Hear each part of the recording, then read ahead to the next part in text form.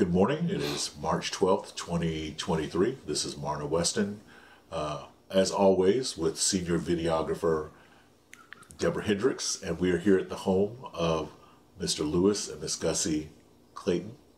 We're in the Arredondo area of Alachua County in their home, and very honored to be here. We want to thank you, Mr. Clayton and Ms. Clayton, for the opportunity to speak with you all today. Thank you. Thank you, and I want you all to feel like you're always welcome. Well, thank you. Not just to film me, but if it's just a home visit, that's fine. Well, all these fruit trees, that's an invitation you might want to hold back a little bit. Well, I love people. I love, I love everybody. I don't have a certain person that I love. As long as they respect me, I respect them, and they're always welcome. Well, thank you. You're very generous, very kind. We appreciate both of you. So, Mr. Clayton, could you please tell us when and where you were born? I was born at Alachua General Hospital in the year of 1944, the 26th of November, 1944. Okay. And who are your parents? My father's name was Robert Clayton, and my mother's name was Almeda Clayton. Mm-hmm. Do you happen to know how and where they met, the circumstances of how you were born? They met here in Gainesville, Florida. But my father was originally from Mickey-Sook up there around Tallahassee. Mm-hmm. That was where he was born at. And then they moved to Braden, and through the years he moved back here, and that's when he met my mother. And it's been raising children ever since. I'm the baby boy. It was 14 head of us kids, 9 boys and 5 girls. Wow. So my dad used to talk, so he had a baseball team if he needed it, because he had 9 boys. Mm-hmm. And I'm the oldest one left, oldest boy left out of the 9 boys, and I got 2 sisters left. So only 3 of us left now. In just a moment, if you could recall for us, please give us the names of all your brothers and sisters. I'm curious, though, you said that you were born here on this land. You've been here your entire life. Yeah, well, I was born in Alachua General Hospital, but I was raised right here on this property. Mm-hmm. Wonderful. So can you tell us about your brothers and sisters, please? Yeah, all of them gone, like I said, except I got 2 sisters left. And one of my sisters is living now. She's 90 years old. Mm-hmm. I have another sister, the baby girl. She is, 82 years old. Mm.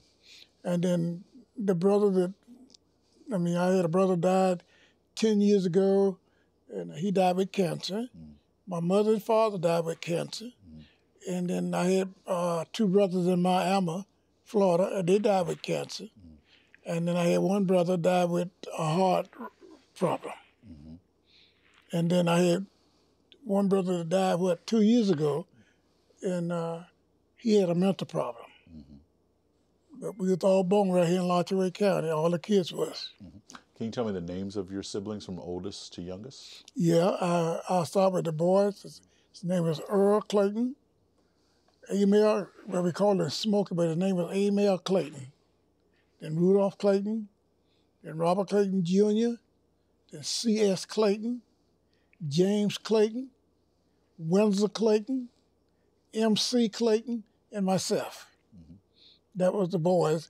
And the girls, she was named Bertha Clayton, and Esther Clayton, and then Vanna Mae Clayton, then Hazel Clayton, and then the baby girl's named Callie Clayton. 14. Mm-hmm. Okay, great. Let's switch for just a minute to you, Miss Gussie. Thank you also for being here today. Thank you. Can you tell us when and where you were born, please? Yes, I was born in Worthington Springs, Florida. My parents moved down here back in the 40s. I was about 3 years old when they moved down here. Mm-hmm. And we lived across over there in Arredondo. And that's where I met him going to school over there. We had this little country school that all the black kids had to go to just this one school, no matter what grade you were in. Mm-hmm. We all went to this one school, mm-hmm. and that's where I met him at. What was the name of the school? I can't remember. All I remember was Arredondo Elementary School. That's all I ever knew, too, Arredondo School. Do you recall who the principal was? That was Miss Rebecca. Mm-hmm. Was the principal. Rebecca Wright. Rebecca Wright. And then I went into the 3rd grade, and then they switched me to William Elementary School. And she went to Old Lincoln High. And then after Old Lincoln High, they built the New Lincoln, and she went to New Lincoln High. Okay. And she graduated from New Lincoln High. I didn't graduate, but I went to school at New Lincoln High. Where you say, you're the principal? Oh, no, sir. I'm a teacher. Oh, okay, a teacher at Lincoln High? Our principal is Mr. John Green II. Back then, my principal's name was Mr. Neely. Mr. Neely. Mr. John Neely was his name. Okay. Miss Gussie, who were your mom and dad? My mother was Viola, and my father was Nathaniel Smith. It was 13 of us. It was 13. 7 boys and 6 girls. Now, were they originally from the Worthington Springs area, or were they from somewhere before Worthington Springs? Well, about 4 of us was born in Worthington Springs, but the rest of them was born here in Gainesville. So you have other brothers and sisters? Would you mind mentioning who they are, please? Yeah, my oldest brother didn't live. His name was Nathaniel. My oldest sister was named Lily Mae. She passed away.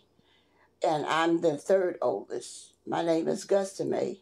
And my next sister was Ella Mae. And then there are Sandra Faye and Desi Laverne. And my oldest brother was named, that's living, was Samuel Smith. My next oldest brother was George Smith. And then there was Leon. And there was Alfred. And then there was Alonzo. You can call Joseph. Oh, yeah, Joseph. Joseph, he was before Alfred. It was Joseph, then Alfred. Do you have any memories of your grandparents? And if so, could you tell us a little bit about them? My grandmother, when we moved down here. Well, some of us stayed with my mother and some of us stayed with my grandmother. But me and my oldest sister and oldest brother, we prefer staying with our grandmother than living in Gainesville with my mother and father. So eventually my mother and father moved out here, and we all lived together in one house over there. What was your grandmother's name? My grandmother's name was Ella Bell Miller. And grandfather? My grandfather's name was George Miller. He was my step-grandfather, but my real grandfather was, what was his name? You're too small to remember. I can't remember his name. But anyway, he was killed in Worthington Springs. He was hung in a barn. My grandmother had got up that morning to cook breakfast, and she said she waited for him, and she waited for him, and she said that was unusual because normally when she fixed breakfast for him, he would come right away and eat breakfast. So her and my oldest uncle, Nathaniel Reese, went to the barn to find out what was going on. And when they got to the barn, they found him hung in the barn. So murdered in his He own was barn? murdered, yes. Was there ever any explanation or indication of why this happened? No, they murdered my grandfather because he wouldn't make moonshine for the white man. And because he wouldn't do what they wanted him to do, they hung him. This was something that he was known to do, the moonshine? So it was something that he did not want to do it? He didn't want to do it. I see. What was his vocation? What did he actually do for work? Well, back then, all they did was farming or cut pine trees. Get the sap. You know, whatever work that the poor black man could get, that's what they get. That's what they did.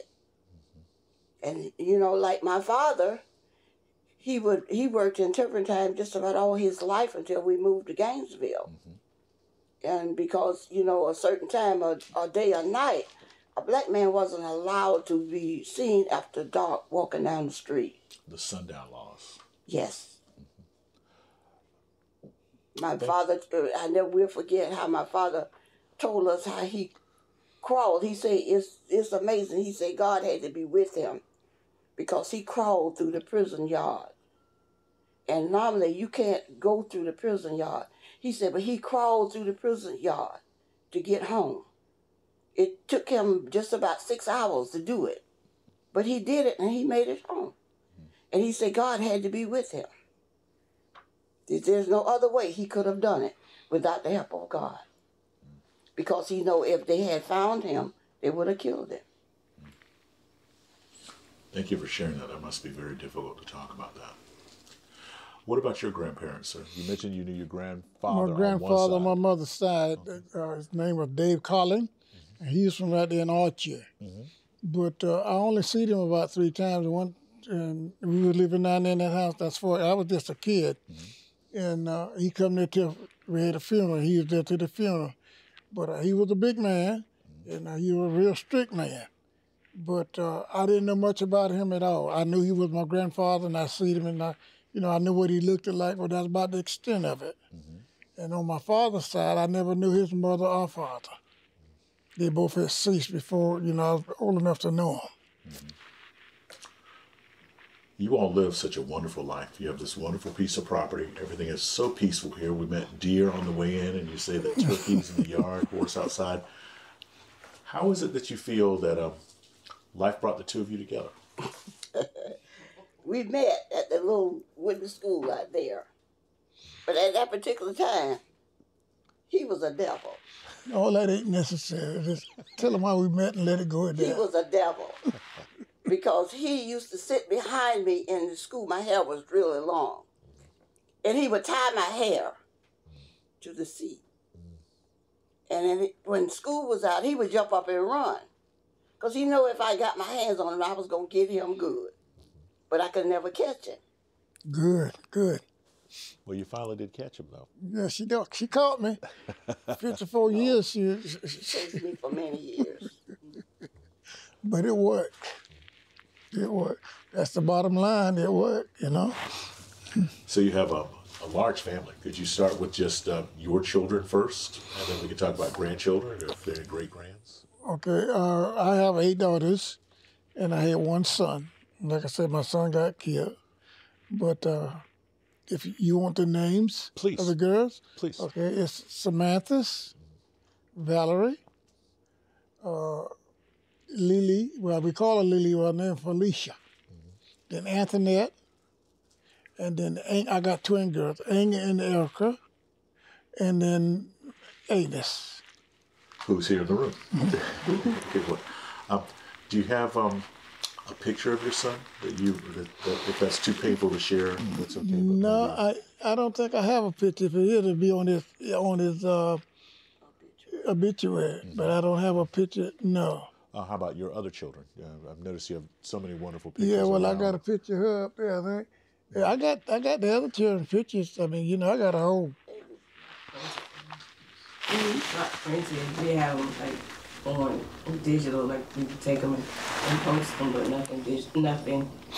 Big, it's small pictures, but I do have pictures of the other children. Okay, wonderful. How about grandchildren? You mentioned there was a number. I don't want to speak the number. I'll let you all speak the number. I'll let her tell you about the grandchildren because they're hers too. Okay. We have, the last time I counted, I think it was, I don't want to tell no lie, I think it was about 40-some grandchildren. So 54-year marriage, and so far 47 grandchildren. 56 years married. Are you going to try to get to 56 grandchildren? No, that's up to them. I don't care. It don't bother me one bit. I love them. I love my grandbabies. I love to see them, and I can enjoy them now. I mean, I really enjoy them. Those fruit trees out there I was telling you about, they come and when they start turning yellow, that's when they want them. And they're not sweet until they get cold weather, but they don't care. And they'll all have little public bags, and I just let them have it. I said, as long as you eat them, I don't care. But if I see you throwing them on the ground, then you can't have any more. And every one of them, sometimes it'd be 10 of them at one time, but they're getting tangerine off those trees. Well, I can tell just by, the opulence with this land and the Talker family, you all live a marvelous life here. Just take 1 second to be something, less comfortable. Going back to the lynching that we talked about, the murder. Are you aware of any other stories of people who lost their lives with these extrajudicial killings? Somebody just came. Yeah, well, I know of 2 guys back when I was young in Gainesville. They hung both of those boys, electrocuted them, about a white woman, and his name was Nathaniel. What was Nathaniel's name? I knew both of them boys that they electrocuted about that woman. And I'm going to switch off a little bit here. When I was a kid, and I don't know, I must have been 12, 13 years old, I was walking to school because I had to walk all the way out the Archer Highway to catch the bus. And about half a mile down that road down there was a little house sitting up on a hill where my brother passed me in his car. And while they were standing in her door. And I hollered at my brother. Well, she called the law and told him that I hollered at her. And they come to the schoolhouse and they investigated me. They didn't put me in jail or anything. But she accused me of hollering at her when I didn't holler at her. I was hollering at my brother driving his car along the road. But then she said, and that's, it was really bad. I mean, it was there's certain things that you could do and certain things you couldn't do. You know, and we played by the rules because if you didn't, you'd be dead, you know. And it's sad, but it's true, you know. And behind that incident there, my daddy said, from now on, when you come on, you get by the house, you shut your eyes and run. Don't even look that way. And I took it in his way because he said, they'll hang you. That's what they'll do. They'll hang you. You holler at a white woman, they're going to hang you. That's what they'll do. So would you both agree, or would you come to the, share the observation that during the time, from the time that you were young until now, there were times in the past where the color of your skin was something that could affect what happened to you socially or economically or politically? That was exactly what it was. If you were black, it was a different thing altogether. Mm-hmm. The color of your skin made all the difference in the world. Mm-hmm. Even up to the day, it's that bad. You know that. And it was the color of your skin that you either do or you don't. Mm-hmm. And we had a lot of don'ts because we knew what would happen if we did. Could you share some of the don'ts? I think for the purpose of those listening who haven't lived through the times. You couldn't look at white women. I mean, that was a no-no. And you didn't catch a ride with them. I mean, just a lot of things that you didn't do back in those days. And we knew the things not to do because we knew what the consequences would be. Mm-hmm. See? So it's just things that you didn't do. And I was born and raised here, and I have seen a lot of changes in Lachue County since I was a boy. Back when I was going to school, the kids used to tease me, say, you live so far back in the woods, they have to pump your daylight. That's what the kids used to tell me. So you live so far back in the woods, they have to pump your daylight. And it's just certain things you didn't do, But as time went on, it's been a lot of changes made. But a lot of changes a lot of things need to be changed right on. Mm-hmm. And I won't be here to see it. I ain't gonna live that long. But I can see progress. I do see progress in people living together and loving each other like we all human. But then you got them that don't. Like those cops that killed that boy. Those 4 cops. I mean, it was all black, and they had no reason to do that. See? But they was a unit together, and the sad thing about that's not the first time they did it. They just got caught. That was all. You're talking about the situation in Memphis recently. They just got caught at it, but that wasn't the first time that happened. And you still got nasty cops out there. You still got them out there that do things, and they'll turn them cameras off, and they'll do wrong things, and I know they do. See, but I try to walk the line where I don't have to deal with them. They say, put tags on your car, I got it on there.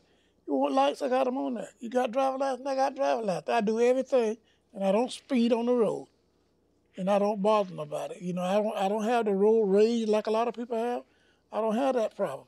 Because it's no use hollering at him or cussing at him because he don't hear you anyway. So you're just wasting your time. Mm-hmm. So I don't get into that kind of stuff. And I tell my wife, she said, look, you gonna pull in front of me. I said, don't worry about it. He don't hear you.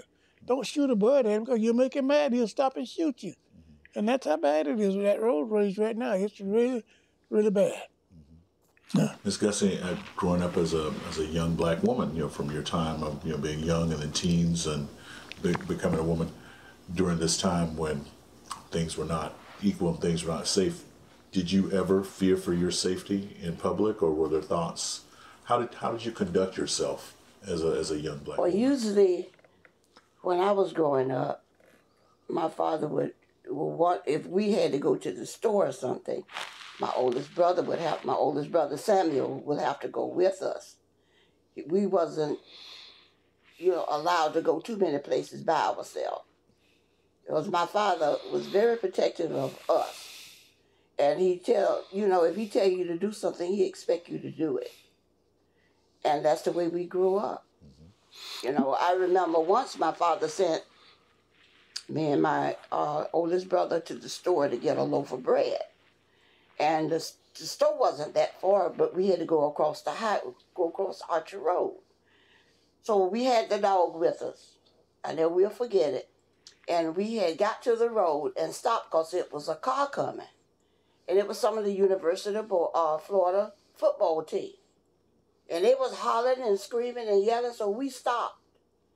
And when we stopped, that car came so close to killing us. They killed the dog, but they didn't get us. And we ran. We ran back home, and we told my father about it. But it wasn't nothing he could do about it. Nothing. If they had killed us, it would have been just 2 black children dead. And they intentionally killed the dog? Well, back in those days, kids didn't drive. You see them driving now, 15 years old. When you seen somebody back then, in those days driving, they was old enough to drive and had driving license. But other than that, you had to walk. Like I said, I walked from that big house down there all the way across Archer Highway. And if you go to the red light on Archer Highway, go across that big curve in the road there, that's where the school was, right there where they built that new house. And that's why I had to walk from that house there to that school to get to school every morning. And I mean, my dad didn't have transportation. He walked to work too. He worked so hard for us kids, and that's why I loved him so much, because we never wanted for anything. We had one pair of shoes to go to church with and to school. But when we come home, you pull them off, we went outside to play. But you didn't wear the school clothes out there, school shoes out there. And I seen my father, and this is no lie, I seen him with wire around on the sole of his shoe from the toe all the way around to the heel, to the other side. Just wire tied his shoes up to keep the sole on his shoes for him to go to work. So it was hard, but that was the way of life. I mean, we knew nothing else to do about it, and I can't point my finger at no individual that done that. That's just the way it was, So you had to live with it, That's why, like with this rosewood thing down there, that don't affect me. And the reason why it don't affect me, because didn't any of those people do anything to me? I don't take no animosity in my heart. What happened there, it happened. So as far as I'm concerned, it's over. Leave it alone. But these people got animosity in their heart and grudge in their heart at white people because that happened. But you didn't have anything to do with it, so why should I be mad at you? You know what I'm saying? So I don't carry that kind of hatred in my heart. It's like when they come out with that picture, Roots, that was a big thing, and I didn't even watch it because it didn't make no sense. Nobody never did nothing to me. And my Bible tells me to love everybody. So I don't have no certain colors, no certain people to love. As long as you treat me like I'm a man, I treat you like a man, and that's all I request. That's all I request. Since you mentioned the Bible, I'd like to ask you all about your church. Are you involved in a church now? And if so, how long have you been? And did you grow up in the church? If you could talk a little bit about what that was like. Well, you was a kid back when I was a kid. You grew up in the church. I strayed away, but I grew up in a Methodist church because that's where my mother and father went, to the Methodist church. And like I said, I strayed away from it, and people will do that, but they'll come back. If they live long enough, they'll be back. See, but you got to be Christianity. I mean, you just got to love everybody. You can't enter God's kingdom. He asked us, how can you love that, hate that enemy whom you live with, and love that God whom you never seen? He's a lie and the truth ain't in you. And he wants you to love everybody. That's all. That's the main thing. If you love everybody, you halfway home. Love your neighbors, you love yourself. You love everybody. You love everybody. Ms. Gussie, what were your experiences with church growing up or now? Yes. I normally would have been going to church today. But last Sunday I got up and I got ready for church. And I had back surgery back about 3 years ago. and it's still affecting my walking. But I wasn't able to go to church last Sunday. I was intending to go to church today, but after you all had called and made disarrangements, I didn't go. I stayed on home. But as for me, I grew up in New Salem Baptist Church. I started singing in the choir when I was about 7 or 8 years old. And I still sing in the choir. And I grew up in New Salem Baptist Church, and wherever the church went, I was there. I sang all over LaChey County, in just about every church it is. I used to sing so much till I say, Lord, if you let me make it through the day, I will never sing again. But don't ever say never, because never, never comes. But as for me, I still go to church. I still worship God. Every Sunday that I'm able to go, I still go. And I'm 82 years old. But I thank God for life. But back from when I was coming up, you was talking about how things were back then. I remember how my grandmother used to walk from Aridana to Gainesville to buy her groceries. She walked back from Gainesville to Aridana, loaded down with groceries. And she did that just about once a month. And I never will forget one day, my grandma, after they stopped the Greyhound from coming through here, she used to catch the city bus. So she was a child, a little girl. My grandmother had went and bought her grocery, came back, and got off the bus. And the bus had stopped for her to cross. And this guy, white guy, come barreling down Archer Road, hit her and killed her. But when the police got there, he told the police he didn't see her or the city bus.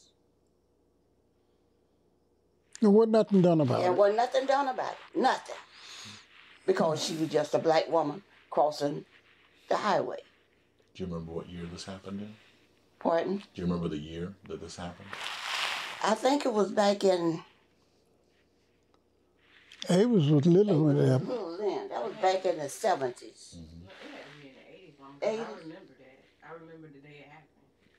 Yeah, because it was somewhere around in the 80s, because she had got to a point, after her and her father happened alone, right after it happened, it really upset my baby. And I had got to the point that I couldn't even drive down Archer Road without her getting upset. Because when she get to that spot, it's a spot in her life that she will never forget. Because she knew her great-grandmother, and she knew her grandmother. But I don't think she remembered my father, because my father died in the mental institution in McClenny. My father had mental problems that we didn't know about. And it gradually got worse as he got older, because as he got older, he became an alcoholic. And it just got worse and worse and worse. So when the police came out because my mother called the police because he had got so bad, till he told anybody that came in that room, if you come in this room, you won't never walk out. So my mother called the police came out, talked to my daddy through the door, told my daddy, said, Mr. Smith, come out. He said, I am not coming out no room, and you better not come in. So they wouldn't go in and get him out. So they told my mother to take him to LaChey General Hospital. And that's where they took him from there to McClenny, and he died in McClenny Hospital. He never came home. He never came home. Well, he did come home about twice. We would go and get him, and he could spend the day with us. But we would have to take it back about a certain time. And my brothers and we all would get together and go to McClenny to visit him. Sometimes it'd be 3 carload of us, but we would boogie down there because that was our father. Let's pivot for just a minute and talk about the land that we're on and ranching, the nature of conservation, and it's really incredible to sit and talk with you, because you lived the life of the black cowboy. Yeah, I did that. Could you talk about that for a little bit? Sure, I can. I was farming like the average black man does, and I had corn, and I was raising hogs then. and I planted about 80 acres of corn. And I was out in the field playing, and I fell off the back of my tractor, and that slow-moving vehicle sign, you know, that's on the back, you learn to cut my arm off right here.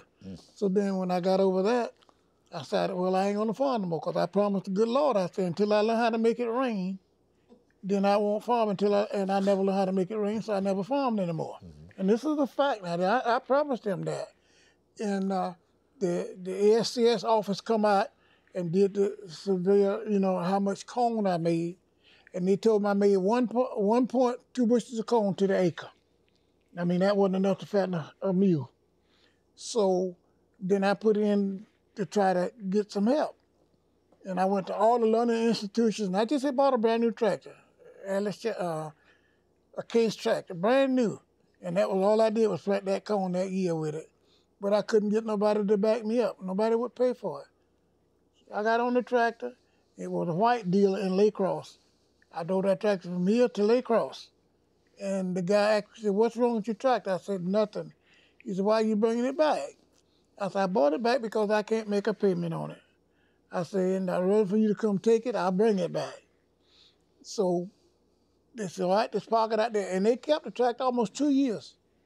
And then I got this long letter in the mail telling me how much money I owed them, because, you know, it's in fine print, and when you buy something, if they have to repossess it, if they have to sell it, then you have to make up the difference if it don't pay it off. Well, then that's what the letter was about. Told me that I could never have a bank account, they would cease my paycheck, and whatever I had coming in, they would get it.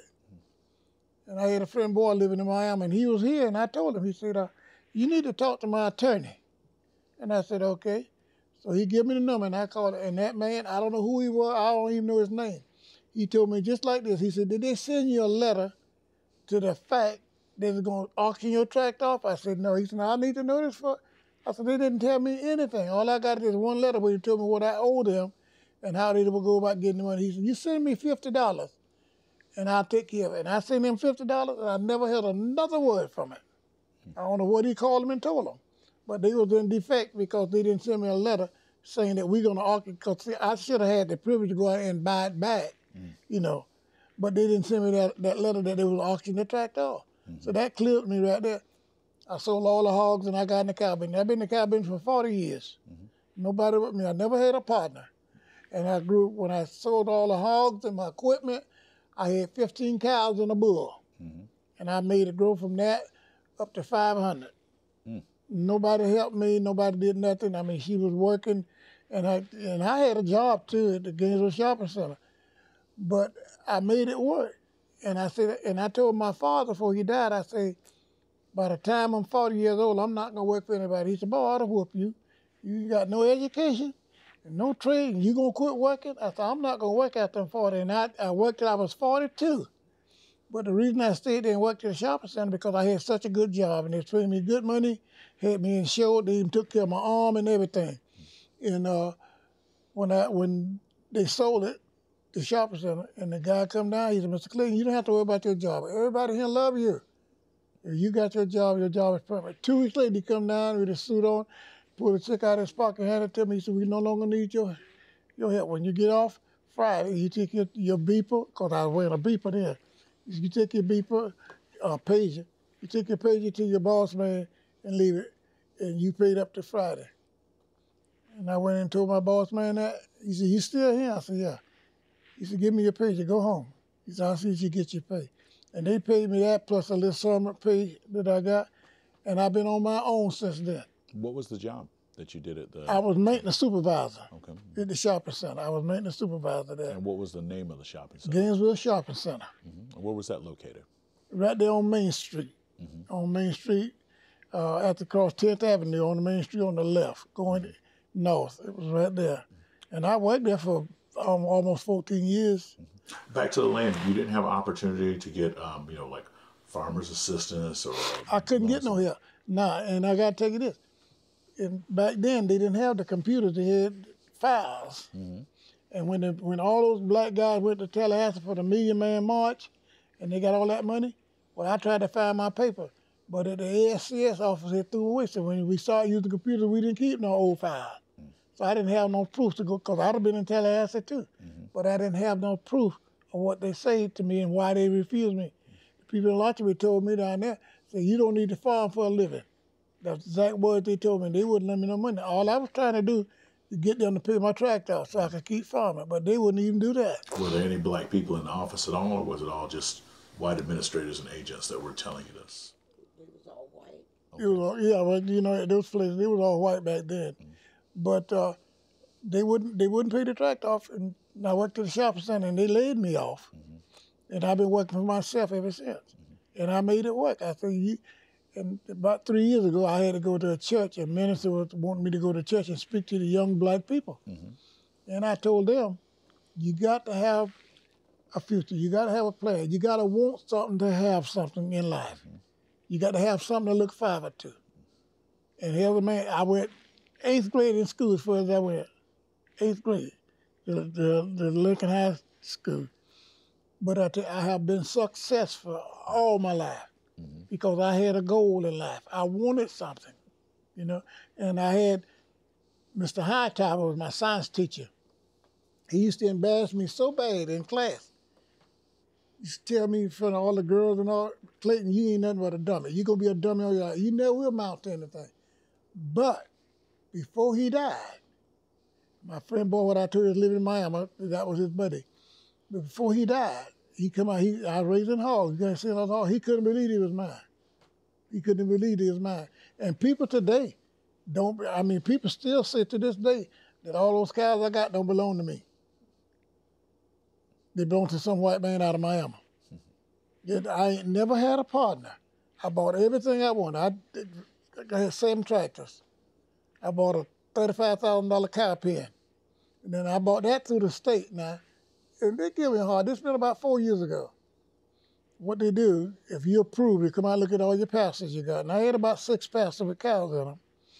And look at all your pastures you got. And then they either say yeah or nay. Well, they approved me because I didn't have cow pens on all those pastures. So I was trying to buy that portable cow pen. Well, you can set it right in their yard and pen 200 head of cows in it. And I still got it. So in the process, I was approved, but in the process, this lady changed jobs and went to a higher, right in Trenton, went to a higher position. And then she said, Mr. Clayton, you can't get the copy. And I said, why? So the guy that I was dealing with, he come out and talked to me, and he said, Mr. Clayton, she said, you can't get the copy. And I said, why? I said, I've been approved. And the catch to it was I had to pay cash for it, have it sitting out there, and they pay 75% of it. But I had to be done paid for it, have it sitting out there with a bill of sale in my hand before they would pay it. So I talked to him. I said, I'll tell you what you do. You go back and tell your boss lady. And I said, how many black people is on this program? He said, I don't know of any. I said, okay, we got a color problem here. I said, I don't use that word. I said, well, we got a black problem here. You tell your boss lady that I want her phone number and her name, and my attorney will call her. The next day, she called me, Mr. Clayton, you've been approved. Just like that. She said, you've been approved. So I had to buy it, and they bought it and set it in the field out there. And I called them, and within 5 working days, they had my money back in the bank. So that $35,000 cow pen only cost me $5,000. That's all it cost me. And I still got it. And the only catch they had with it, you got to keep it for 3 years. You can't sell it for 3 years.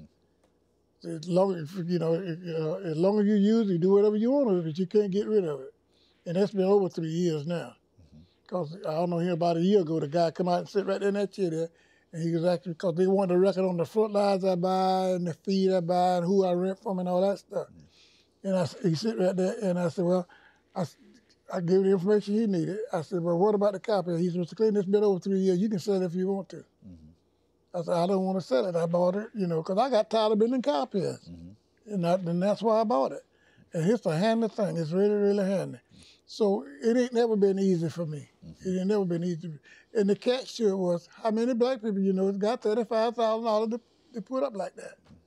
I don't know of many that's got $35,000 you can sit out there in the field and wait to get you. And it was my money. I didn't borrow the money. It was my money that I had saved through the years. But I knew what I wanted, and I got it. I appreciate you sharing the story, because, and the reason I'd asked is because many black farmers talk about how the assistance through whatever departments, national or state, loans were not available for black farmers or people conserving land, even though everybody was supposed to be eligible for these types of things. So to hear you share that you also had difficulty. Yeah, I had difficulty. And I was on the ASCS board with the county. Mm-hmm. And I had to approve or disapprove everybody that come through there for loans and stuff like that, for crop losses and all that kind of stuff. And they would delegate money to people, but when they delegated it, they started up north with it. Mm-hmm. By the time they got here, it wouldn't be nothing left, When them people that getting $30,000, $40,000, they got here, they didn't have a $5,000 left for me. Mm-hmm. So can you do it $5,000? And I said, I'm quitting. That's why I said, because I raise cattle. Y'all look out for the peanut farmers, y'all look out for the watermelon farmers, the corn farmers, blueberry farmers, but y'all don't do nothing for me, and I'm a cow farmer. Mm-hmm. I don't need to be here. Mm-hmm. And I quit the USCS office for that reason. Mm-hmm. And they have called me several times, want me to come back. I said, what did y'all got to offer a farmer? Raising cattle. They ain't got nothing to offer you. Mm-hmm. And now, they delegated a whole bunch of money. And what the president name, the last one we had here, what was his name? Biden. No, the one Trump. Trump. Mm-hmm. He froze the money. Mm-hmm. He froze that money. Now it's been delegated a bunch of money for the black farmers. But they say it'll be 10 years before it come out of court. I won't need it. Mm-hmm. I won't need the money, Mm-hmm. But they say they got money delegated for the black farmers that was, that need it. But I won't need it because I can hardly go now. Mm-hmm. In 10 years now, I know I won't need it. Ms. Gussie, as the wife of a man who has these types of commitments, and that ties you those commitments to land and raising animals and having horses and and farming, what was your household like? Did you did you get any advice on home economics and things like that, or did you on your own determine what meals would be, how food would be distributed, and I ask this because in classes, you have these home economics classes and things like that. No, so she never took into it. Curious what your thoughts about that and living the life that you live are. Is there any connection to them, or did you, on your own and your own traditions, family history, how did you determine how your household would be managed? Well, I determined with what we had. I paid the bills. I made sure that all the bills was paid, and then I would buy grocery. And it wasn't but just the three of us, because my oldest daughter, Alexis, had already moved out. She was already married. So when I paid my bills, then I had whatever little bit I had left, that I would buy grocery. And I would buy a certain quantity, because I know it had to last from one time to the next before we had another payday. So I decided to go to work. So I went to work, and I worked for the Lachey County School Board for 13 years as a teacher's aide. I started out right there at Stephen Foster Elementary School, and they moved me from Stephen Foster Elementary School over to Lilwood Elementary School over to Stephen Foster. And that's why I worked there for about 8 years. I worked there until I was working with kids with problems. Because back then, all the black children that's got problems, they sent them to Title I. And Title I was where people had to work with them to do the best that you could with them, with whatever they were going through. So I worked there until 86. It's when I found out I had breast cancer. So I went into the county office and put in for a 6 months leave, because the doctor told me once I had the surgery, I would need at least 6 months off to recover from it. So they wouldn't give me the 6 months. So I had my surgery, and they wanted me to come back right after. So I went back, and the weekend that I went back, there was this one boy in there. I don't know if he had problem, what was wrong with it, but I had talked to his mother down through the school year, and she was afraid of him. But I told her there is no way that I would birth a child in this world that I couldn't discipline and that I would be afraid of. So this was the last day of school. Not quite the last day, but it was about 2 or 3 days before the end of the school term. So Idris came in that morning. I say, Idris, you look mighty nice today. He looked at me. He didn't say anything. So I kept getting the material ready for the class to come in. So he jumped up and he grabbed his chair and told me what he would do to me. I said, well, baby, I'll advise you, if you swing, don't miss. Because when I get my hands on you, I won't miss. So I say, we need to go down to talk to the principal. So we went down to the principal office, and what was his name? Mm-hmm. I can't remember his name. She gone. But anyway, he said, Miss Clayton, there's nothing I can do. My hands are tied. I said, well, baby, your hands are tied, but my feet is not glued to the sidewalk. I will turn in my resignation at the end of the school year because I will not stand by and let a child hurt me. So I went back to the county office to put in for another 6 months leave. They demanded that I come back to work. I said, well, I'm not coming back. Because I know that there were other white teachers there that had the same problem that I was having. They got 6 months leave, but they wouldn't give me the 6 months leave.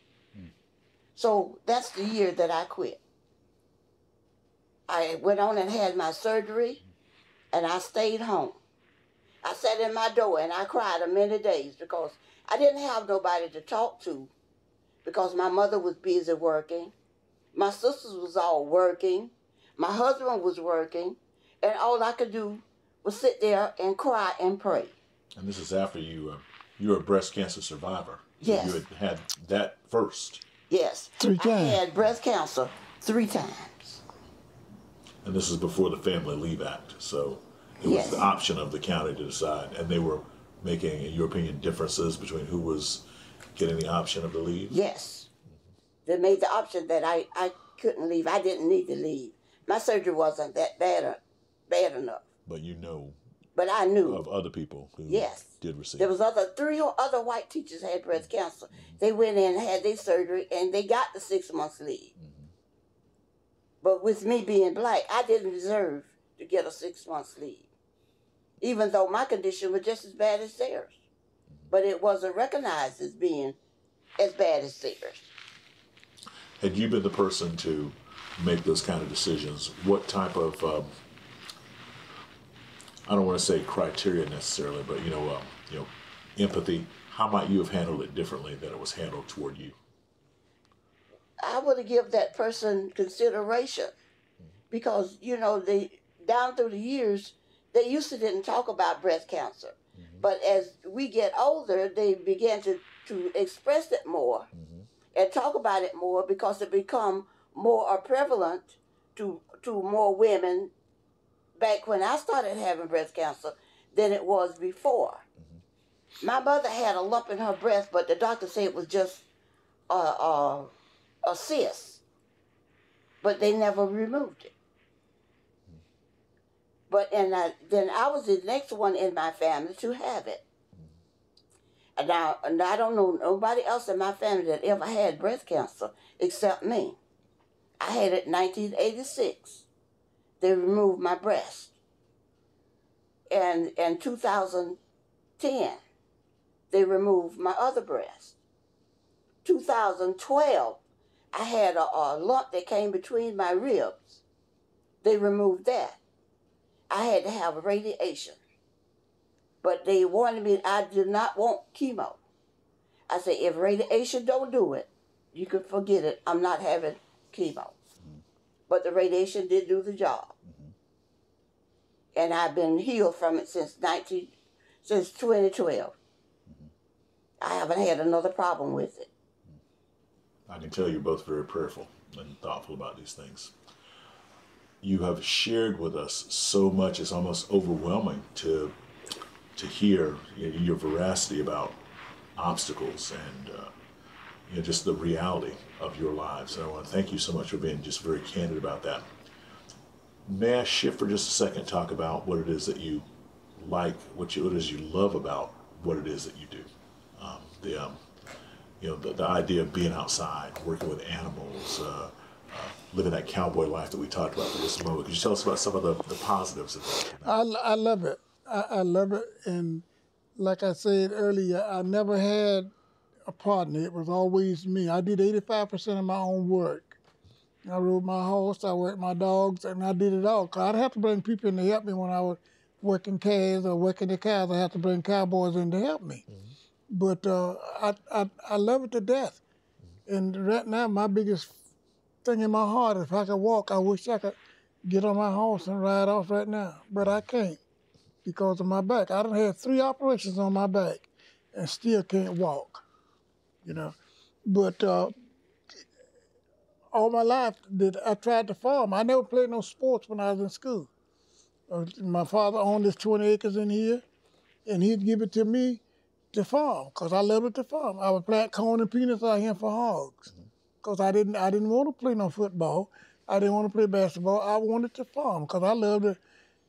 One of the biggest things when I was a kid, we didn't have no tractors. I had a horse and a plow, and I loved to come home in the afternoon, pull off my shoes and my clothes, and get barefooted and go out there behind that horse and let that cold dirt turn over.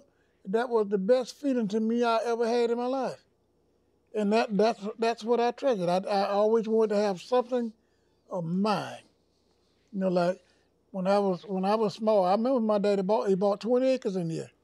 He paid $20 an acre for it, for this land. And then the people come out, we live in a house right down there. The people come out to foreclose on him because he couldn't make his land payment. And he had put his house up for collateral. And all those kids, because they're going to get the house. And all those kids around there crying. And the man said to my daddy just like this. He said, Robert, he said, I'm not going to take this house. He said, well, try to catch your payment up. We don't want to take this house from these kids because they're going to foreclose on him because he didn't have no money. 20 acres, or $20 an acre is what he paid for this 20 acres in here. And then I think about it, like I told you, he's been trying to buy this place that they want to buy. Offer me $50,000. You got to be out of your mind. I don't want to sell it. You know, my daddy worked too hard for it. You're going to buy it for $50,000. You're going to put 5 houses per acre here. You're going to get rich. I said, I leave it for my wife and children to do that. You know, they may not never develop it, but it'll be theirs. It's a wonderful legacy to come from that. You mentioned about cowboys that came and helped you from time to time. How would you define the life of the black cowboy? That's a good living. It's a good living, but you don't find it ain't no black cowboys. I've been in the cow business for 40 years. I've been working cows of my own, and I do day work for other people back in the day. And I can't name 5 black cowboys that get on a horse and go out and work. When you say day work, could you describe what day work is?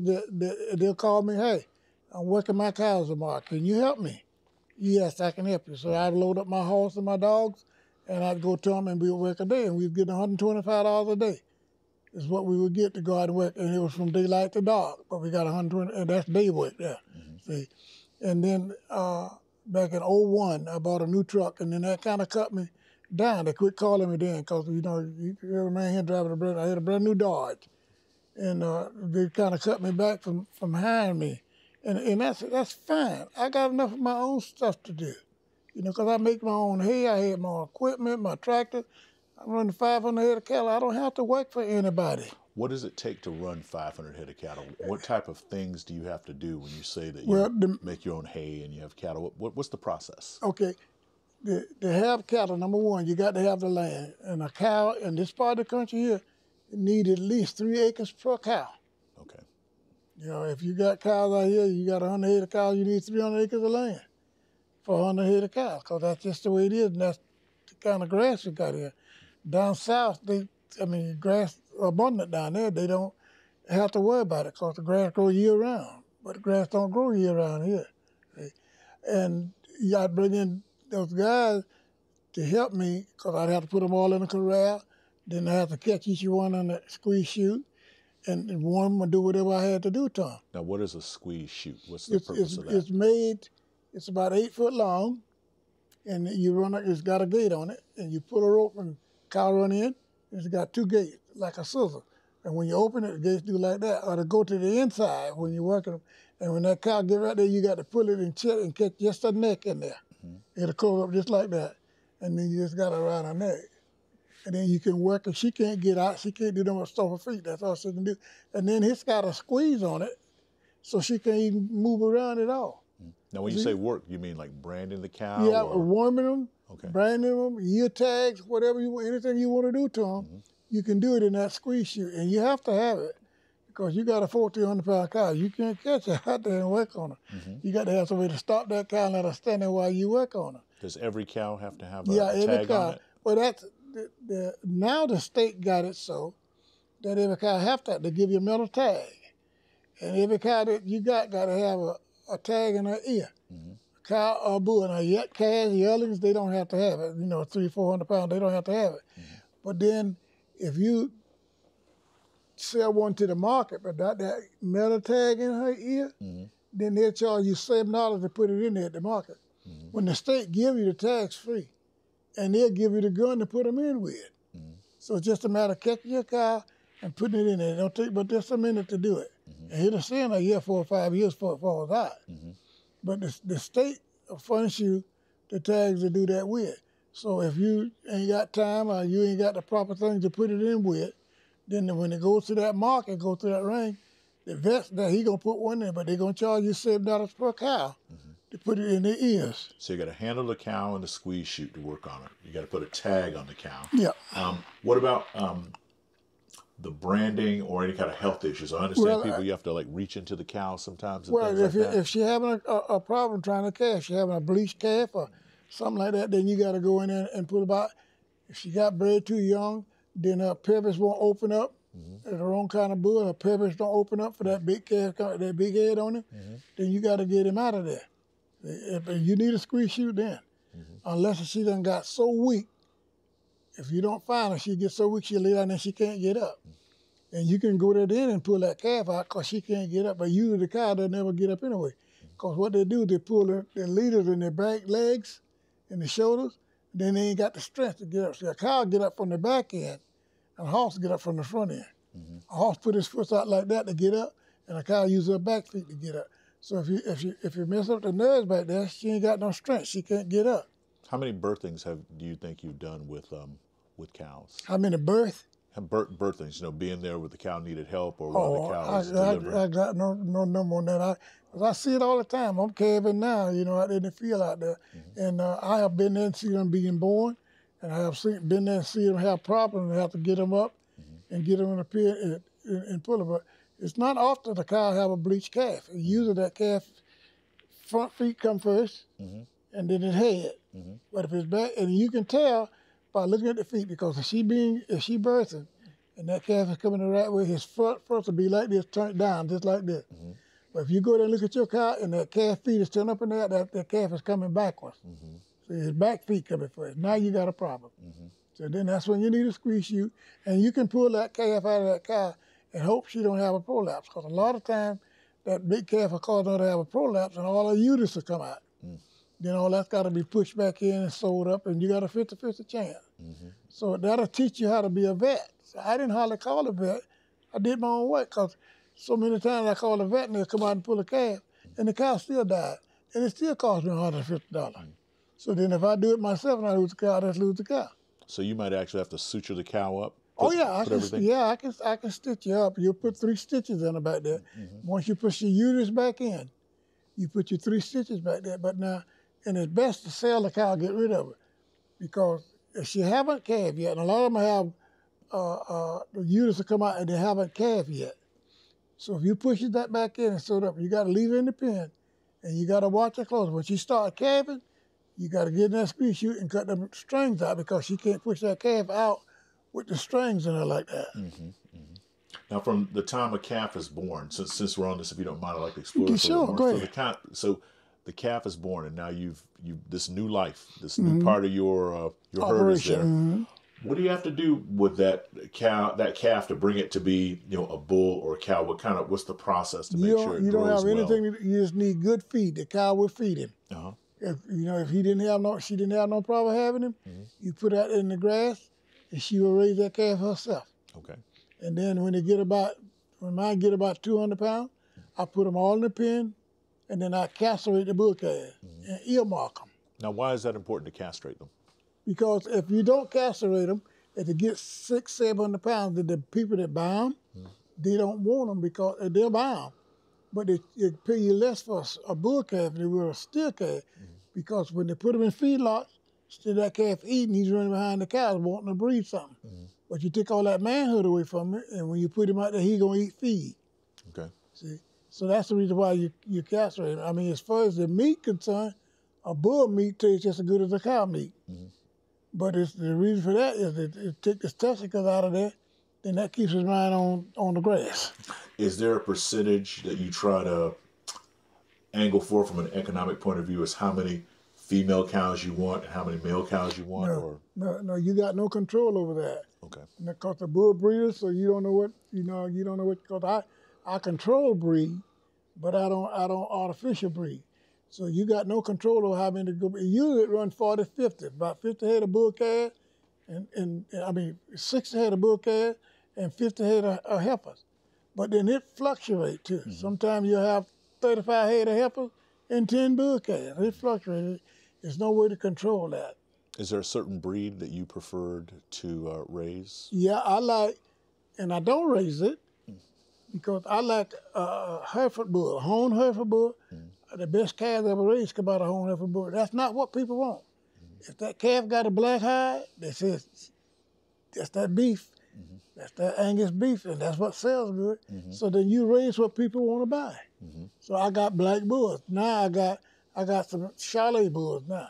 And the reason I got the Charolais bull because the growth potential on the Charolais calf and the black calf is about, and they're both born the same day in the same field eating the same grass. When you went to the market with him, that Charolais calf weighed 20 pounds more than that black calf.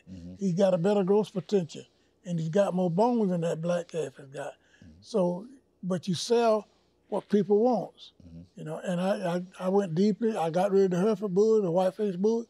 I got rid and went to black bulls, and I did good with the black bulls. I had some good calves, and I go to buy a bull. I pay $3,000-4,000 for a bull. It didn't matter to me if that's what I wanted, And I was in good enough shape to buy what I wanted. Because see, you sell weight. That's what you sell is weight. You want that calf, if you can weigh 600 pounds, then that's fine. Because you're selling weight. The bigger the bone, what you got? The more he weigh.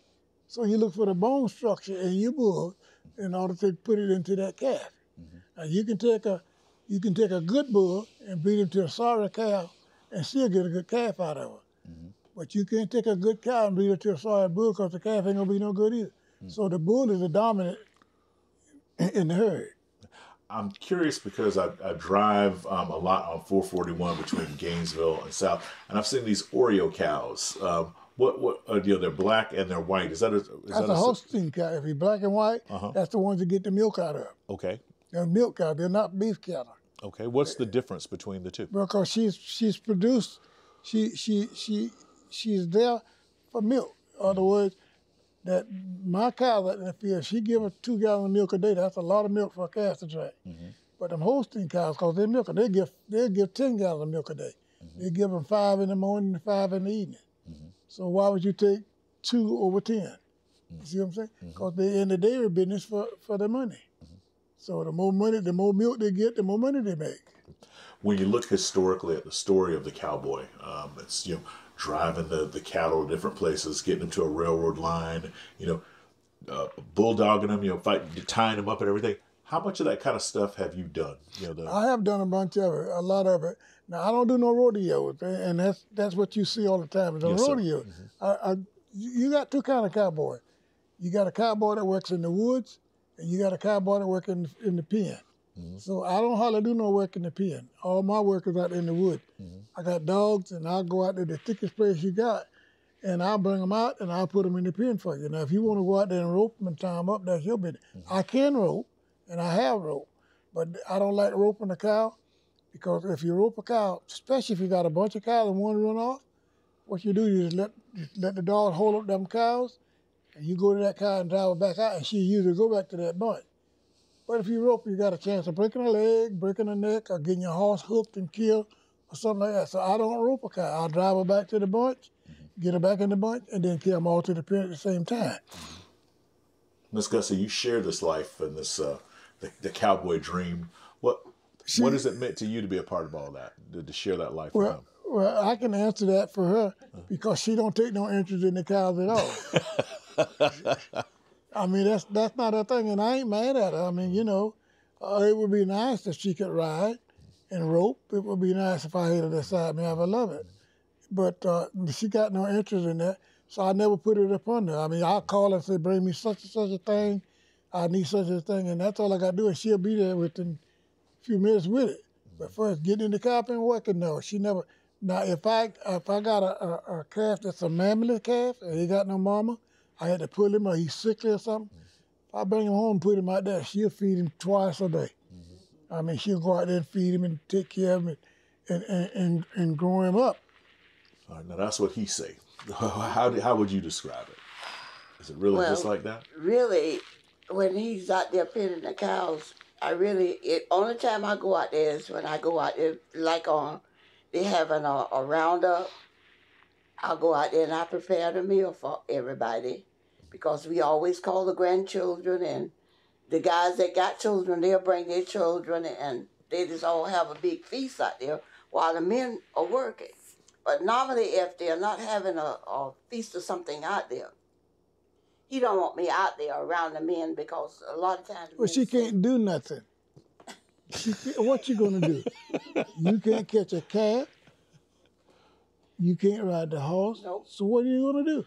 He don't want me out there because the men will use a lot of language and say stuff that he don't want them saying in front of me. Well, you know, some men will do that. But and she talking about coming out cooking. I have a roundup once a year.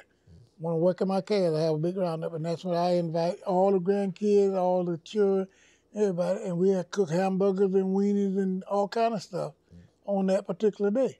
And that's what all my kids call it roundup. All my grandkids, they be waiting for, Papa, when we going to have the roundup? What time of year do you normally have the roundup? December, October, somewhere along in there. Okay. We have the roundup because I'm just about through calving then, so I ain't got to worry about no baby calves coming later on. Because sometimes I have 10 to 15 late calves coming, and I just leave them with bulls because I sell them around Christmas time, and they be weighing $350. So, you know, the price is the same on a calf that light. They don't knock you for them being a bull calf. What is the calving season? When does it start and when do you expect Well, you make to it when end? you want it. I start calving in November. You know, and if it's everything working right, you got good bulls and your cow's in good shape. That's another thing. It depends on what kind of condition your cattle is in. But I start calving in November. In 90 days, you should pick your bulls up, take them out of the field. Then you go back in pregnancy test your cows. Anything that's not bred, you get rid of it. Because somebody else got to pay room and board for her. So I don't want one out there freeloading, so if she ain't bred for whatever reason, I get rid of it now. Economics. Yeah, she got to pull her weight. But now the only one that I will give her a second chance, is a heifer, because I breed my heifers young. They're calf at 15 months old. So then I get them calves off of them. And if one of them come up open, a young heifer like that, I'll just turn her out in the field. I won't sell her. But them older cows, 7, 8 years old, she ain't bred, she got to leave. Because she ain't paying room and board. I have so many more questions about the cow business side of it as well, but I'd like to shift, if you don't mind, to talk about the horses. You talked about how you really miss being able to get up on your horse, you know, because of your back surgery. What's the fascination with horses and what you do, and why do you love it? The fascination with horses is having one that knows what to do. In other words, you see them on TV, how those horses be cutting in front of those cows, and well, that horse out there do the same thing.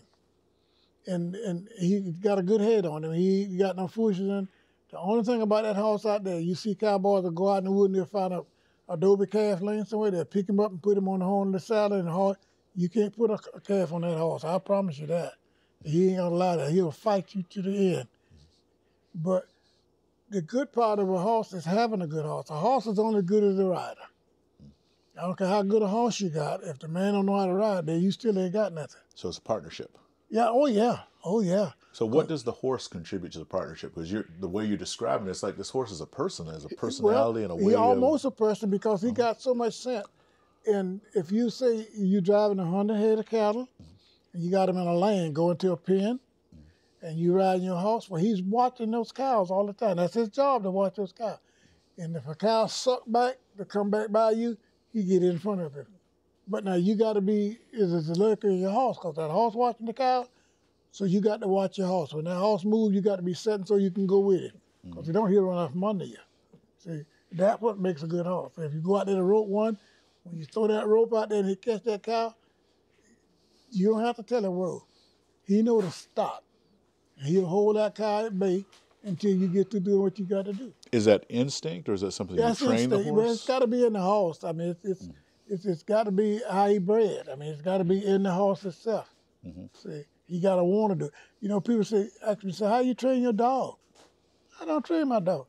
I teach my dogs their name. I teach them to go when I ask them to go and come back when I call them. Now, what that dog do up there, he's in that dog. He wants to do that. See? And you know, my dog can be working, I can call him out, bring him back to the horse. It could be 5 of us out there on horses, and everyone that's got dogs. You be riding right here side, but you can send your dog. My dogs better not go, because I didn't tell them to go.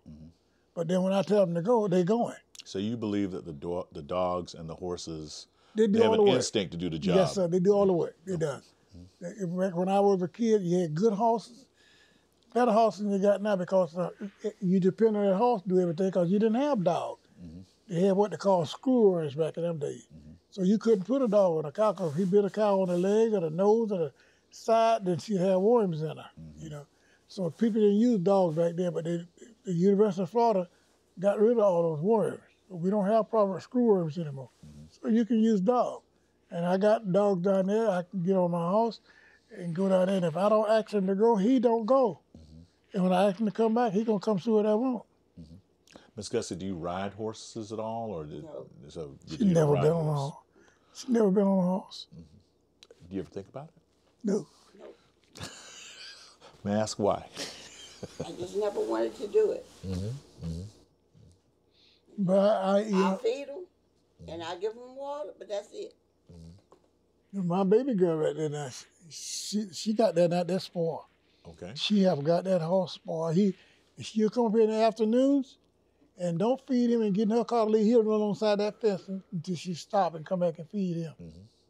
How long have you had this particular I horse? bought him when he was 9 months old. He's about 18 years old now.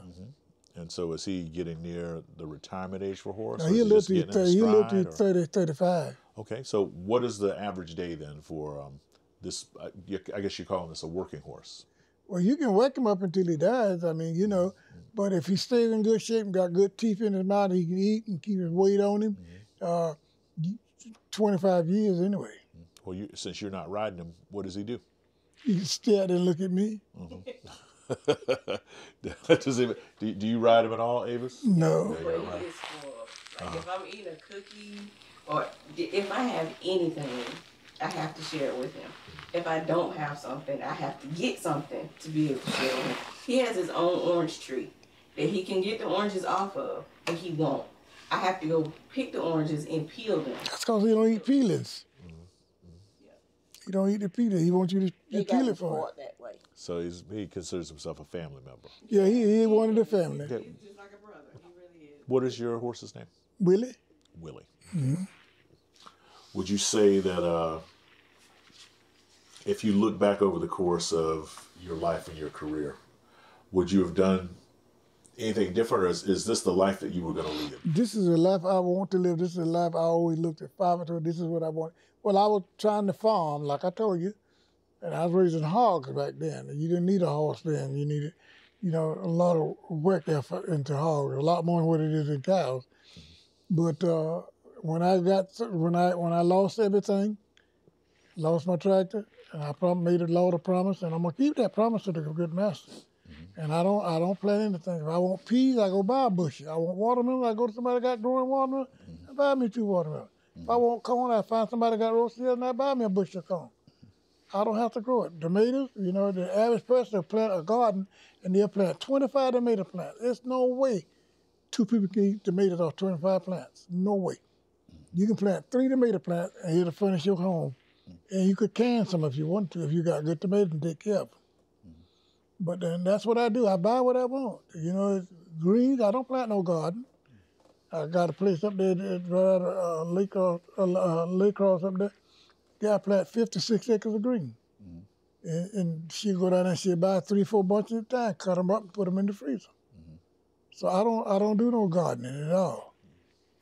I have a couple of things I wanted to circle back on. And the first was your comment about the origin of the term cowboy from your point of view. I don't think we were filming at that time. Could you, again, share how African Americans working in this started being called cowboys? You made a comment before. Back in the days, you know, they have cattle drives, and they'd have black guys that own horses, and cows will go stray. You know, some will go this way, and then when they bed down at night or in the afternoon, they'll tell the black guys to go out. You cowboys, that's what they call them.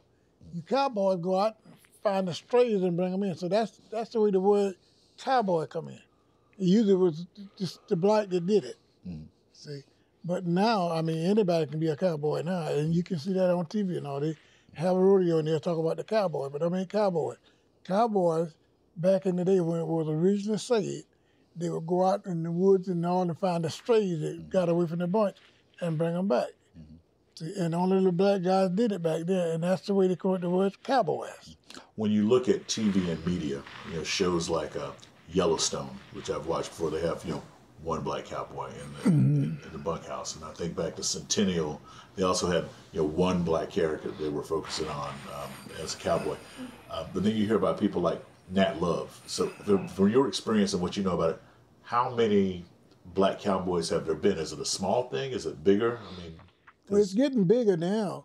Well, I say it's getting bigger. It's backing off now because, like myself, you know, I've been the cowboy for 40 years, and I've been the biggest black farmer in Lottery County for years. You know, and I raised good cattle. But look at my condition. So, you know, I run 500 head of cows. I'm running 100 head of cows now, and with my condition, I probably have to get out completely.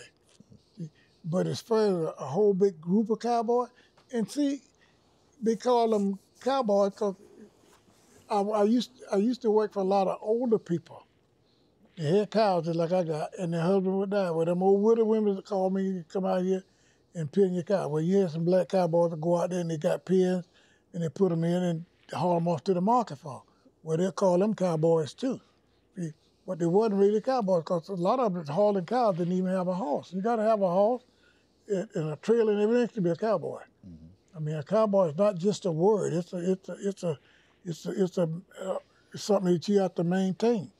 And there's not a lot of black cowboys in Lottery County right now. What about the surrounding counties, maybe Levy County or other places? You got a lot of cowboys out there, but they're not black cowboys. I use people to help me. I got 4 guys that come to me and help me, and every one of them is white boy. And I can depend on them. If I call them on that phone, I'm going to do it Wednesday morning at 7 o'clock. When I get to my gate, they'll be sitting in their trucks, ready to go. But I don't know no black guy, me personally, I don't know no black guys that you could call and he'd be sitting at your gate. How about farmers? I think about like Bonioka, the Gordon community, and you know, because Alachua County certainly must have had some places where people, you know, got land, you know, after the time. Well, what is your knowledge of the black farmers in this area? Well, the black farmers that had land don't have it anymore.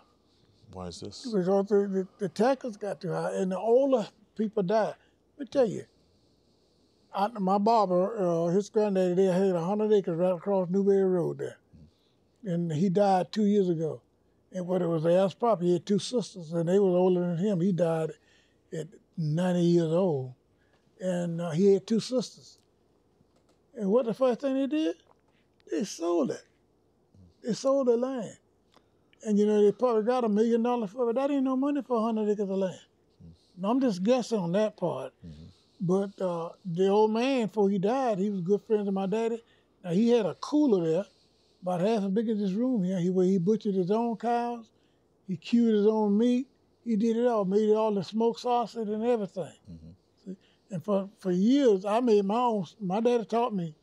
I had a smokehouse right down there. I make my own sausage, smoke it, and everything. But in order to do that, if you ain't got a cooler, which I didn't have a cooler, I built me a barn, leave that top board off around the edge all the way around, and you go in there and build a fire out of hickory wood, let that smoke go up, and in 3 days and 3 nights, it will cure that sausage. You can go there and break it off and eat it. But you can't do it now. It don't get that cold anymore. You got to have 3 cold nights and 3 cold days to make the cube meat. But you might have today at 30 degrees, tomorrow is 80. So if your meat is sour, you just can't do it anymore. You talked about age and as people getting older and land being sold off. Do you see a future for this way of life? What do you predict is the future for this way of life? You're talking about black farmer, black rancher, yeah, black well, I would not tell any, if I had children coming up right now, I wouldn't want now one of my boys to go into raising cattle because it's too hard to get land. You can't compete with the dirt farmers. And the watermelon people, they pay $150 an acre for land. Peanut people pay, you can't compete with them. So they'll come rent land. In the last 6, 7 years, I lost, 1,000 acres from different people that I've been there for years, but they come in and I'm paying $30 an acre for the land a year for my rent. They're coming in offering $150 an acre for watermelon. So you can't compete with that. So it's not, the land is just not there because you can't compete with the dirt farmers.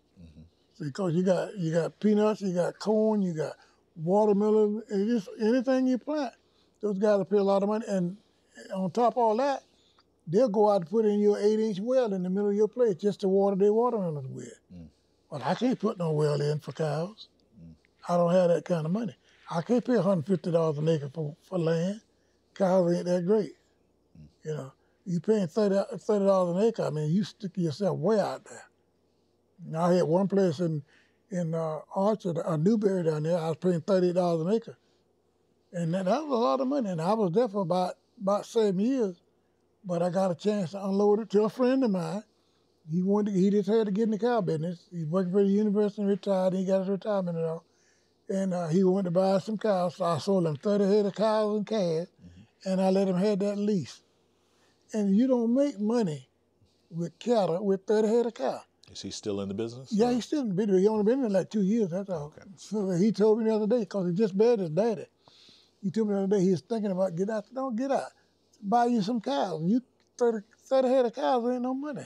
You pay $6,000 a year for rent, that takes a big bite of your cash. Plus, you got to buy fertilizer, you got to buy mineral, you got to buy, you just got a big overhead there. I said, what's increase your cow herd? I said, you make money with cows with a volume. You know, if I can sell 30, if I can sell 50, that gives me 20 more cows to sell. And that's the way you got to do it. You got to build it up. And it's not an overnight thing. See? And that's why when you're in the cow business, you have to stay in the cow business because if you move off or leave, sell your cows, you don't ever get that pasture back again. And there's not a lot of pastures around here anymore. I'd like to bring this whip into view, if you don't mind. Have you described this for us? This is something you were able to share early. Okay. You can talk a little bit about what we're looking at, what's this all about? And this is a 16-foot cow whip. And this is what the cowboys use to make the cattle move ahead or to make one move, a bunch of cattle move. And you can work your dogs with this. I mean, they sound like a gun shooter. You call him, you pop that whip, he know what it is. My dog's out there when I'm on my house, and they get out of place or get on the wrong side of me or get ahead of me. I say, I'm going to whoop me some dogs. That's all I have to say. And they know what it means. But they're so smart. They know I'm right-handed. So they'll come back, but they'll get on the left-hand side. They know I can't hit across that horse to hit them. So they're pretty smart. But most people use these things here now, and it's not a lot of cowboys that use them anymore. Because everybody wants to rope, and if you're going to rope, you can't have this hanging on the horn of your saddle. You got to have it, your horn got to be free to wrap that rope around. But they use it, and they've been using these for years. I mean, it's not something that just started. They're expensive. These whips are really expensive, but they're nice to have. Now, like when I'm out there on that prairie, I got one place that's it's conservation, 1,000 acres over there. And I'm not allowed to use any chemicals, any fertilizer, or nothing. They don't want me to kill nothing out there. But I can take this whip here, and I'm going through water a foot deep, and I see a moccasin, and I can kill him with this whip. I can take his head off if he'll be still low enough. But that's what this is used for now. It's used to work your dogs and your cows, whatever. But you don't hit the dogs, the cows, or anything. Oh yeah, well sometimes that's the reason why a dog know what it is. If you hit him one time, he said, "Oh, Daddy got that thing in his hand," and I can be riding and have it up on the horn of my saddle, and my dog get out of place. He look back and see me getting it off the saddle. He know what it means. I mean, he get in place. He said, "I got to go back. Daddy gonna whoop me." I mean, you don't kill him with it. Okay. Now, these things are dangerous, too. Now, I tell you what, you can pop a cow. You know how thick a cow hide is? You can hit a cow on a rump with it, and you see blood shoot out. These things are very, very dangerous. You can find a man that know how to use one of these, he can be dangerous with it. Now, they are very powerful, but people have been using them for years and years, but they don't take the advantage of them. I mean, you wouldn't go hit a man, and that right there, that's the pop on it. That's the only part you hit a cow with right there. Okay. Or hit a bust his hide. It'll do the same thing to a man. It'll bust his hide if you hit him with it. So you don't play with people with these things here. And, because you're going to get yourself in a whole bunch of trouble with that. But if it's used for what it's made for, it's handy because you use it for driving your cattle, making your dogs come out of the bunch. That's one of the main things I use it for. If you got him up there and he got a bunch of cattle and he can't hear you hollering, you pop this whip and he going to come to see what that was. So it's for the sound. It's the sound that affects him, yeah. And how long have you used a whip, and how long did it take you to learn how to do the things you do with the sound and everything? My daddy was a dirt farmer. He had an old horse that we had, and he had a whip. And I learned how to pop a whip when I was just a boy. But you got to know how to use it, because if you don't, it will come back and it'll put a Z in your back. It'll cut you in your back every time. Do you prefer the whip or do you prefer the rope? I prefer the whip. I don't like roping nothing. I carry a rope on my saddle, but I don't like roping anything. If I can drive a cow back to a bunch, that's what I do. Now, and sometimes you get one out there that want to fight, and you can change your mind with this. If your horse will get close enough. Some horses are smart enough to know how long that whip is, and they'll get there and they'll step back just far enough that you can't hit that cow. Because he figure when you hit that cow, she's going to come after him, so he don't want to get cow caught either. So he's smart. But now some horses just run over him. I mean, he don't care about him butting him. Some horses just, horses just like people. All of them got a different attitude about things. It has been a delight to speak to you all in your home, and I cannot thank you enough, Mr. and Ms. Clayton and Avis. By way of beginning to move toward concluding our interview, I'd like to know, is there something that we haven't talked about, whether from a history point of view or a culture point of view or family or spiritual, something that we didn't talk about that you'd like to talk about at this time to give you an opportunity to add your own little special parts of the interview? Is there something you might want to add, Ms. Gussie? No, I don't have anything else to add. Do you? Well, I expressed myself to my best knowledge, and I think I covered everything that could be covered about the cows and the whips and the dogs and the horse and everything. Do you have any more questions you would like to ask? Oh, there's 1,000 things I could ask, but I wouldn't take advantage of you at one time. I want to think back on what we've talked about today. Also go back and do some more reading, especially like black farmers and black cowboys. I would love to have the chance to come back and speak to you again. Black farmers and they still have a hard time right now. It's not a whole bunch of money delegated to farmers, not black farmers. Well, that's what I mean. You've managed to have a business aspect of this, and a professional aspect, and a cultural aspect. It's been satisfying for you. There are many others maybe that have tried to do this and not benefited, who I think could benefit from some more of your wisdom if I can come back with the questions to address it. Avis, is there anything that you heard from over on the side that and we're here in your home with your folks, is there something that you'd want to add? Come over here. Yeah, if you come a little bit closer, that'd be good. Come over here and to your mama. You can get back between us right here so she can hear you. Okay, it's okay. Right here. She got to hear you though, baby. If you're a little closer, it'd be good. Okay, thank you. I'd just like to add that growing up, I have my values based off of what I saw. And not what I saw in other people, but what I learned and gleaned from both of my parents.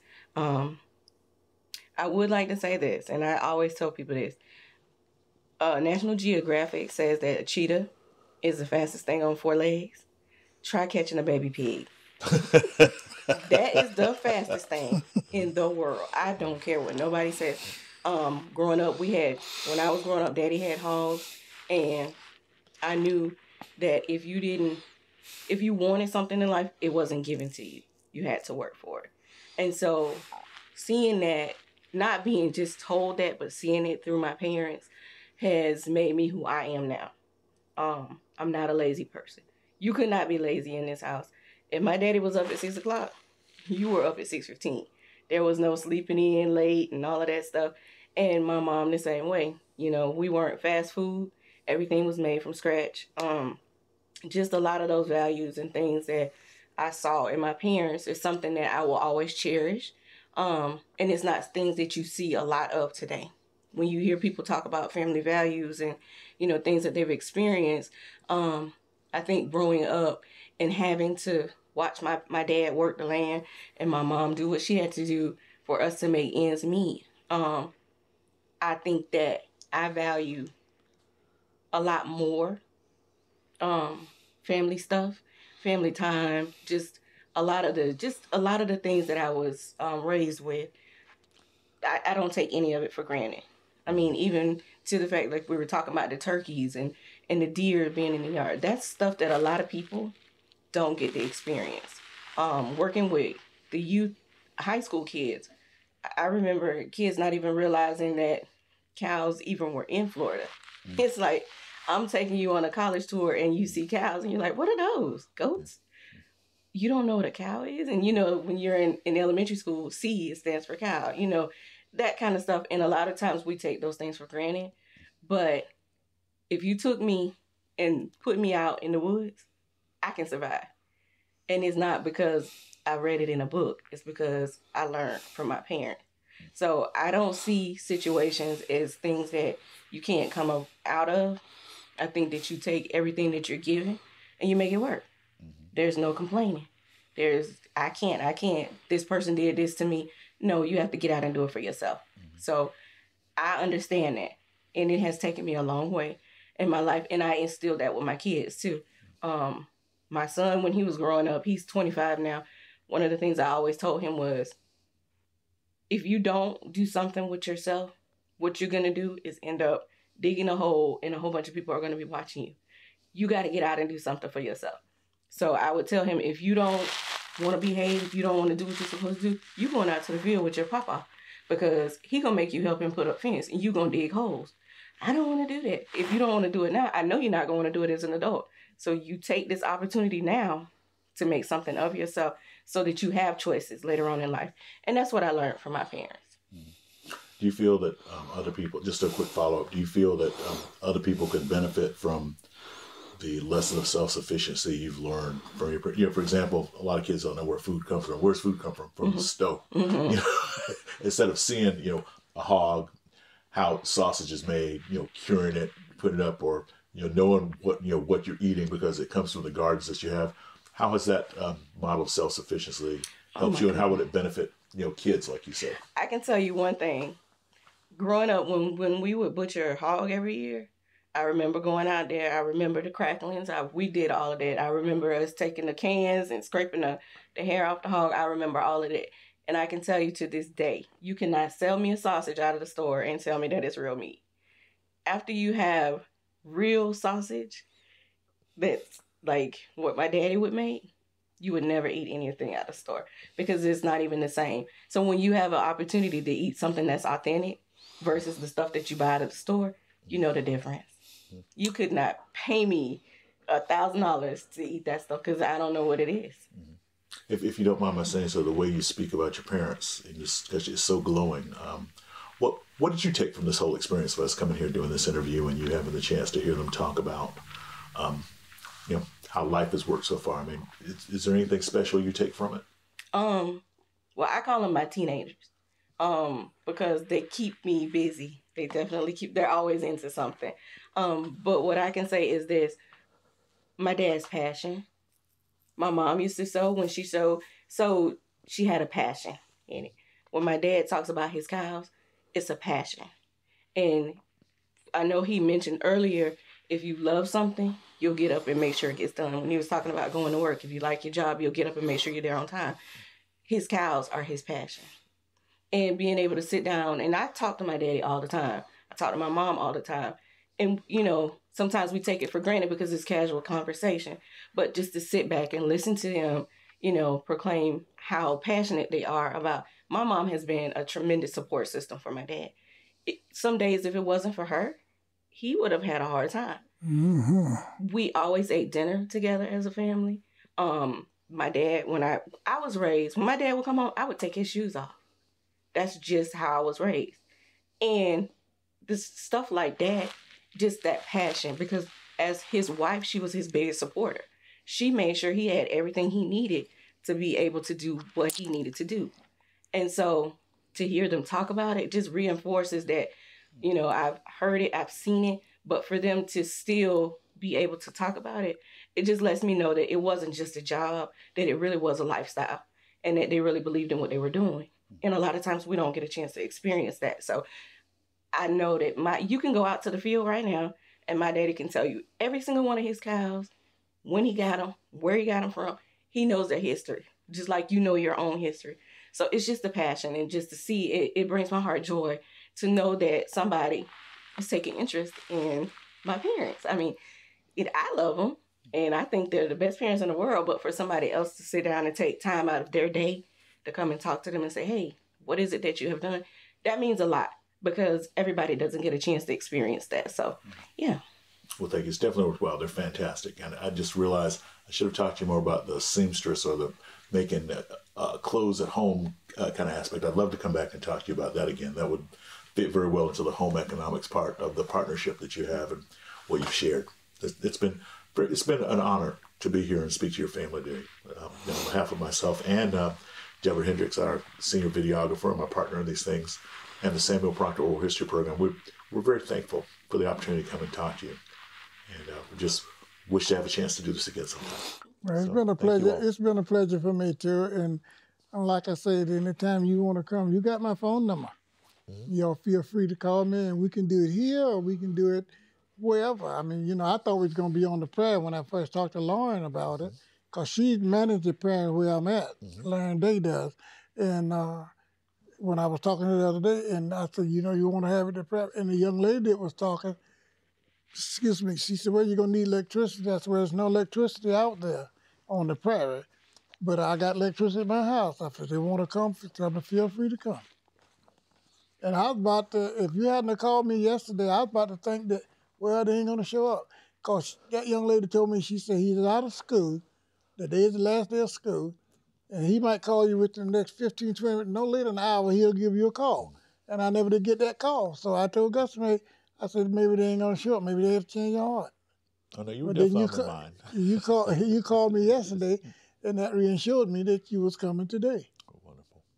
Because if you hadn't called me yesterday, I wouldn't have been here at 10 o'clock this morning. I'd have been gone. Because there's always something to do. I can't do much, but there's always something to do. And right now I'm calving, and I love to go amongst my young cattle and see if they got problems. If it is, then I have to make arrangements to get some cowboys out there and get her caught up and do something about it. Because if she got a bleached calf in it and you don't get it, you're going to lose the cow and calf. Mm. So you have to check them, because there's no way of knowing. Then a lot of times with young cows, they'll calf, they won't even clean them up. They just walk off and leave them. Mm. So if you're out there and you see that, and that calf has still got all that dry skin on him, you know that cow didn't clean him up. So you know it's time for you to take that calf and bring him home to his mama.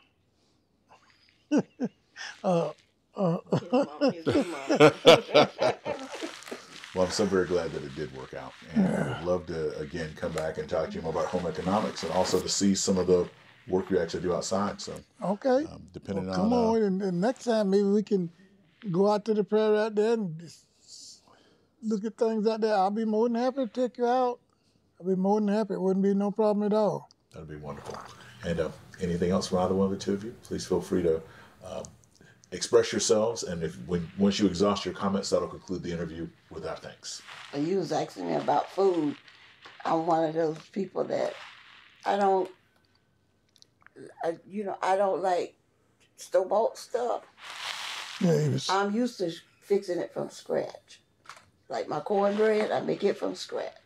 Like a lot of people use that, what that stuff is. Jiffy bread. Jiffy. You couldn't give me no Jiffy. Give me plain old cornmeal, give me plain old flour and a couple of eggs and some milk. You got the best cornbread you can eat. I'm used to making stuff, but I was raised up doing stuff from scratch because there were so many of us that we had to make do with what we had. And so we made do with a lot of things that people take for granted now. It's a joy to me because I cook. I don't mind cooking because I know that I'm the only one can cook anything that he'll eat. Yeah, he won't eat anybody else. No, I'm funny about my eating. I don't eat anywhere. No, I don't eat no churches, no function, barbecue. I don't eat no barbecue. I don't eat nothing like that. My meat got to be fried. And I base my meal on fried chicken breast in the strips. That is, if it's got skin on it, I don't want it. And I like, she been buying some of them Jimmy Dean little sausages. They fat, but they ain't like the sauce that I make, and I eat them. Pork chop, I eat that.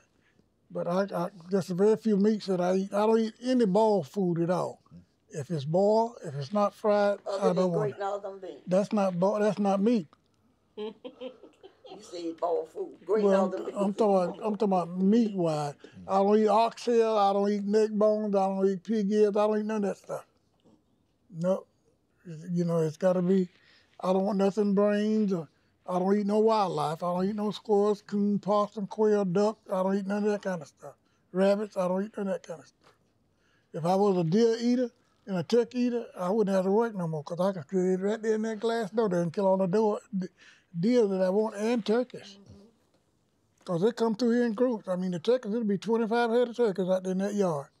And I sit right in this chair and watch them. Well, the reason why they come through here because they don't have nowhere. They're building up so much around us. And people will, well, let me come out and know you're not coming out here to kill nothing on this property because they got to live somewhere. So why kill them? Well, I love for people to see them when they come out here. And my grandkids, a deer, when he runs, you got that white tail behind him, you put up the white flag, and children love that. So I ain't going to take that away from my children, because it's not anywhere you can go to see that. And we saw it this morning on the way in.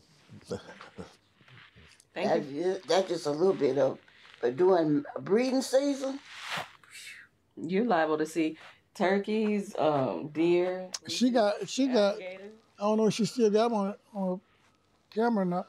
We had a big old buck sitting right there in the yard, and she went out the front door and come on the side of the house and was taking this picture. He was standing there stomping his feet at her because he wanted to make her move. See, a deer's funny. They stomp their feet to make you run, then they know what you are. And they can look at you, and you can be right here, and he looking at you.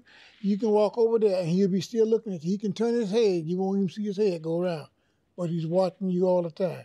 And she got pictures of him out here in this yard. Yeah, you see all kinds of stuff out here. But I just want to say thank you all for memorializing this. Because these are things that one day people will, like my kids, I don't have any grandkids, but one day they'll be able to look back and say, hey, that's my granny and papa, so. How do I go about getting, and what you say is going to be on a disc, or what will it be on?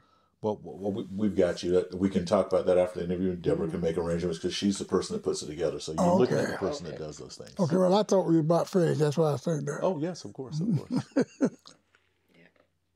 That's it. Okay. That's it. All right. Okay, stop it. Perfect. Yay.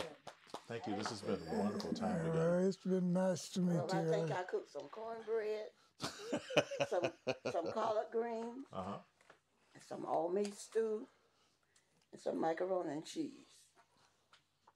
Is that today? You can put it right here, darling, if you're going to take it with you. Just sit it right here on this table. It'll be fine. That way. Yeah, Yeah, as now, believe it or not, she does hundreds of projects. But as we get this prepared,